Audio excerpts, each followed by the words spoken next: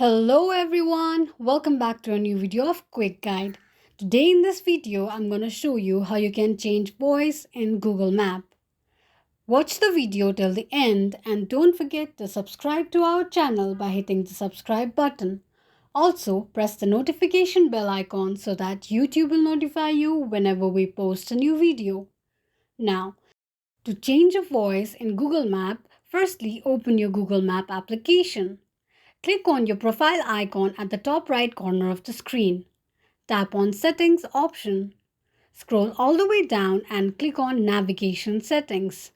Here you can see the sound and voice settings as well as Google Assistant settings as well.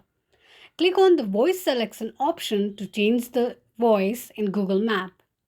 There are suggested voices as well as other options. You can simply choose one of the voices you prefer. This is how you can change voice on Google Map application. If you have any thoughts or queries, let us know in the comment section. Thank you so much for watching.